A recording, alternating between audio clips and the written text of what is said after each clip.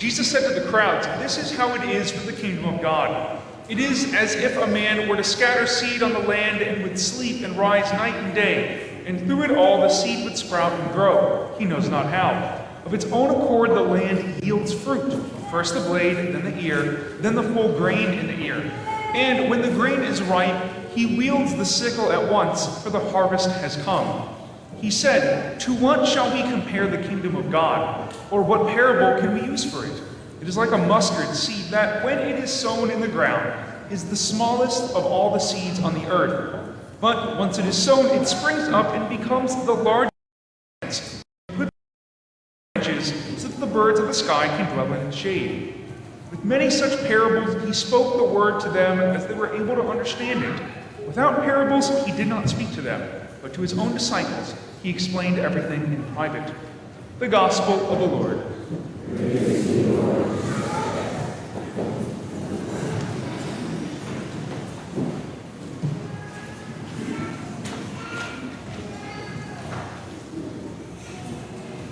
So I wanted to do something a little bit different today. Instead of preaching on the gospel, I kind of wanted to preach to you guys on something else, kind of taking a cue from the Society of St. Joseph. The last 7 weeks, they've asked me, the men's group, get this, the men's group that wakes up for a 6 a.m. meeting on Tuesday mornings asked me to give them 7 talks on the deadly sins. That's either crazy or holy, probably a little bit of both. Right? And so I was thinking, wow, I think these are pretty interesting, and I think the guys liked them. They didn't run at me with like pitchforks and guns and stuff. So I was thinking, I wanted to talk to the people about these too. Now, a few little things. One, like these are really important, like these sins to not do, and they're called deadly for a reason, right? Because they don't just they kill our souls. And sometimes very strongly, sometimes subtly, but they really do eat at the soul and can kill us in this life and the next. And so I wanted to talk to you guys about them in all seriousness because I've seen with my own eyes how these sins have destroyed people's lives, how they've destroyed families, how they've destroyed souls. And it is because I love you all that I want to call these to your attention, so that you, with Christ, with the Holy Spirit, maybe with a priest or a confessor, can work through them. And if they have root in your life, you can uproot them and help yourselves out and receive the grace of God. Also, I just want to say also that I speak to you not as someone who condescends or who's preaching down or at you, but I speak to you as one who struggles with sin himself. I preach to you as one who is working out my salvation, as St. Paul says, with fear and trembling. And so this is not coming from a place of, I, Father, know better than you. No. This is coming from a place of, I too go to confession. A lot. So, here we go. Also, these are non-exhaustive because I gave 5 to 10 minute talks for 7 weeks, so I'm not going to preach for an hour. So we're just going to hit them, bam, bam, bam, bam. Okay, so first one, pride. Pride is the root of all sin. When we have pride, it's like we look at things and we say, all right, well, I'm going to do what I want what I can get out of this, and it's nefarious in this particular sense. See, you're all here gathered with other people. The world is not just you. But pride makes you think that it's all about you. Whether it's in the little moments or the big, whether it's in your marriages or your work relationships or your friendships, whatever, pride will seep in, grab root, and make you think, what can I get out of this? What's in it for me? Or, oh, it's not so bad because I got something out of this. And what happens is you start to see the world purely from your own perspective, which, by the way, that's not necessarily a bad thing. The problem here, though, is that you stop seeing that others are important. And what pride does is it rises you artificially above all and then just drags you right down to the bottom. Be careful with pride, because it feeds at our base needs, our base kind of instincts of self-protection, of self-concern, of care, which are all good things, but it throws them out of proportion, out of whack. and it makes you the center of the universe. Whereas Christ always looks to give to others, to push out to others, to put others first. Envy, that's an interesting one too. Envy can be of two things that ultimately lead to one, right? So it could be envy of things, wanting things, desiring things, and that's not necessarily a problem. Wanting things, it's okay. We all want things. Maybe it's the new phone, maybe it's a new video game, maybe it's a new car, or whatever. But envy it takes that desire and disproportionately makes it almost a primary focus or a disordered focus. But then what can also happen is you can have envy of other people, where you're looking at other people, other families, and saying, I want what they have. They're a better family than mine. Look at that person. They look happier than me. I want to be like that. Look at that spouse. I bet that spouse loves that person way more than my spouse loves that person or loves me. And then what happens is in all of these things, envy, the enemy, and this by the way happens every time. The enemy takes envy of things or people or situations and says, you want to be someone else. You aren't thankful for who you are or what you have. You start resenting your own existence.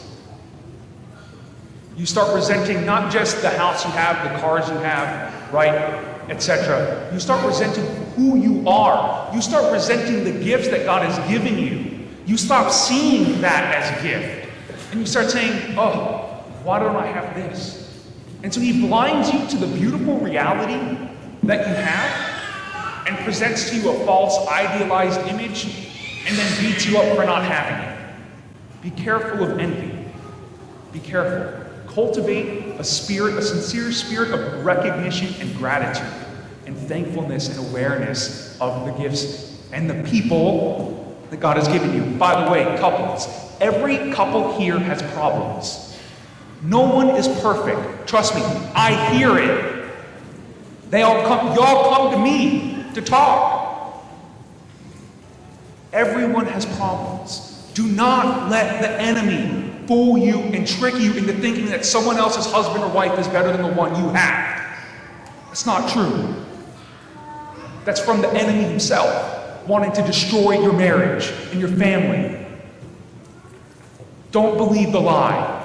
Please, for your own sake, for your children's. Lust. You could say a lot about that, but I want to focus on a few things, quick things in particular. One where lust can be most nefarious is within the marital relationship itself, where you stop seeing your spouse as a gift from God, and you stop wanting to give yourself completely and receive them completely, and you start objectifying them for what they can do for you. And you know what I'm saying, we have kids here. But look how the enemy takes the most beautiful relationship that exists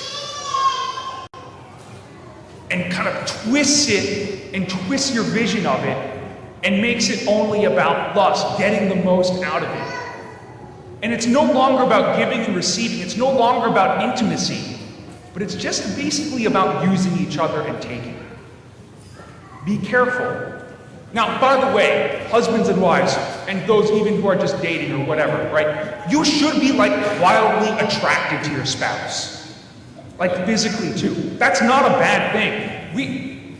We're not Puritans, okay? We're not Puritans, we're not like some psycho evangelicals. Nothing wrong with evangelicals, but the psycho ones are not good.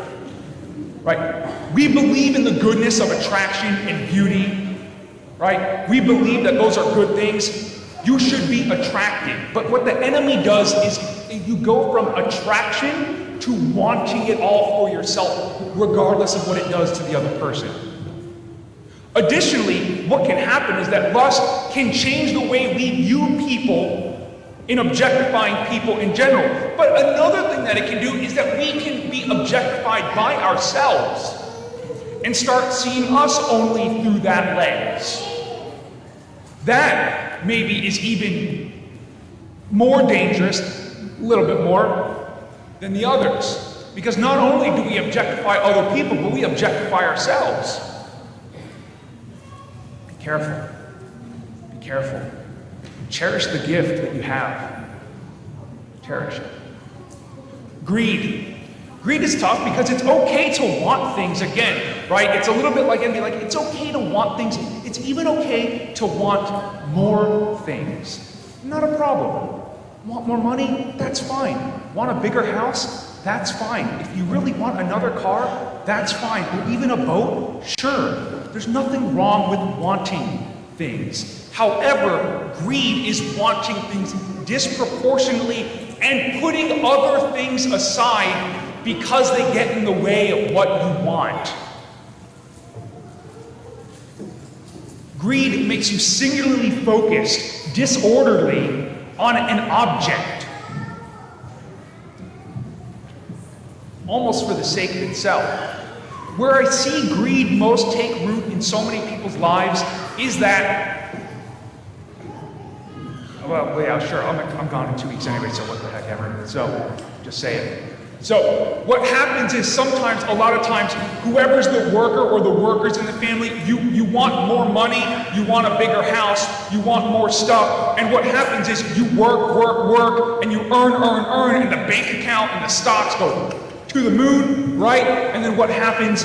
You no longer see your family, you don't know your kids, you and your wife haven't spent any meaningful time together in who knows how long.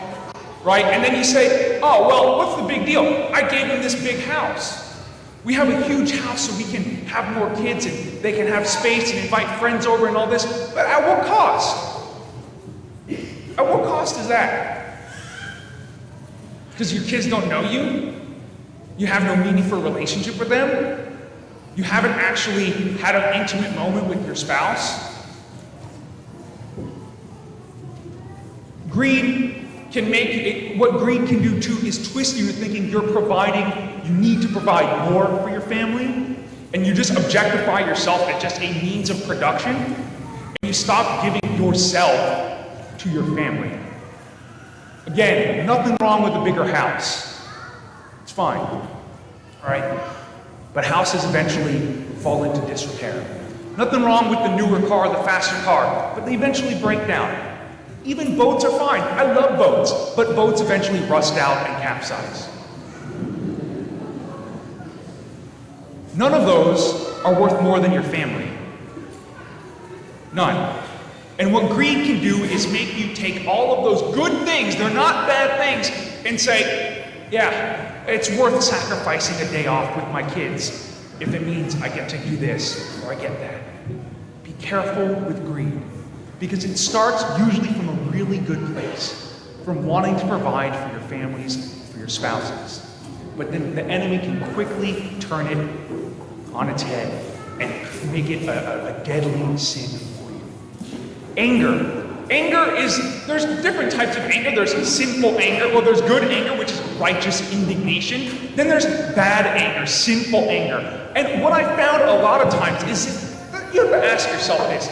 If you are always angry about something, it's you, not the other things. Anger is not a natural state of being. So if you find yourself angry at everything or anything, whether it's when you go out of church here and someone cuts you off and then you try to get on Dale Mabry and like you're making a left, by the way, don't try to make a left on Dale Mabry. It's useless. Don't do it. Drive down to Swan, use the light, it's fine.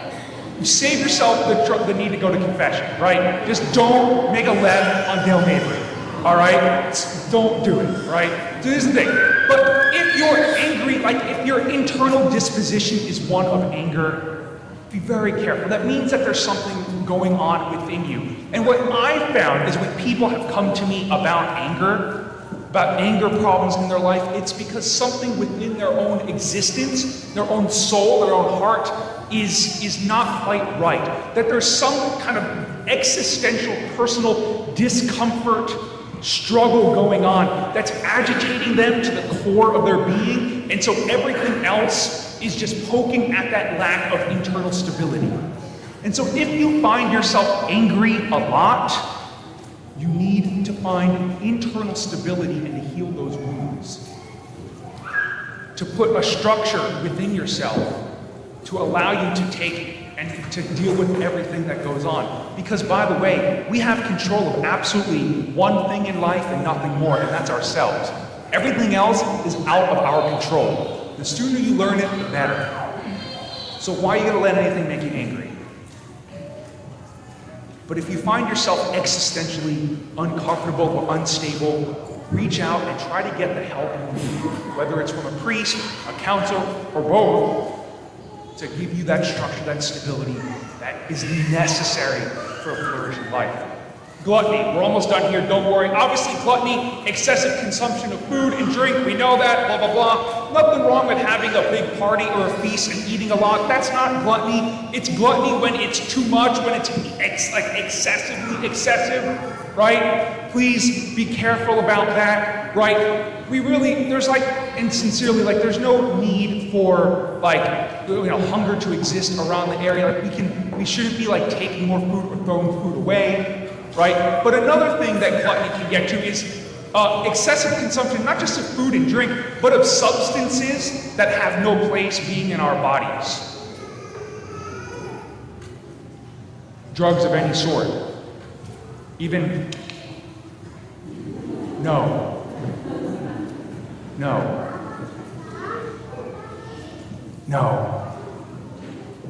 We clear? It catches up to you eventually. It might seem a little fun or exciting or new or whatever, but if you need a substance to get you excited or to calm you down, something is wrong. Something is wrong. It means you need to see a professional to help you out. Because illicit, illegal, or just regularly excessive chemical substances, they only do damage over time. They only latch onto you and make it worse. Please be careful. Please be careful. Don't even start. Don't even start. Because that's the kind of gluttony that you can put the plate away, you can put the fork and knife down, but with this type of gluttony, with inappropriate, unnecessary substances, it addicts you, and it's a dangerous game after that point, even before. Lastly, sloth, right? Sloth, sometimes misunderstood as just pure laziness, which is a thing too, right? Laziness is a real thing, but what's at the heart of sloth is priority of energy, of focus. What are your priorities, right? A lot of people say, well, Father, I don't give enough time to pray. It's okay, you're praying at the end of the day, when you've put in a long day's work and you've spent time with your family. Just change the time when you pray, for instance. But sloth can appear in other aspects of our lives. And so the best way to figure out sloth, to combat sloth, is to put your priorities in its right order. 1, God. 2, family. Those are basically the same if you have a vocation to marriage, right? 3, everything else. Lastly, you. If you have those priorities in order, that you're giving your energies first to God and family, to your spouse who you were called to marry, right, as a vocation. You give your energies to them, you won't struggle with sloth because you'll have your energies in its proper order. And suddenly, when the sports game is on, you can doze off. That's not a big deal. It's not a sin to doze off during a sports game. But it could be problematic to doze off when your kids want to talk to you, or when your spouse just wants to tell you how they're doing and how their day went. And so, those are the 7 deadly sins, with a little commentary from Father Padilla. Know that I love you. And again, know that we're all here because we're all in need of the love and mercy of God. We all struggle with these sins. Maybe all 7, maybe 1 or 2. There might be 1 or 2 of you that don't have any struggle at all. But in any case, know that if you're struggling with any of these sins, reach out to me, reach out to another priest, reach out to anyone to get the help. It's never too late to be saved and redeemed from these sins. There's no better time to start that than now.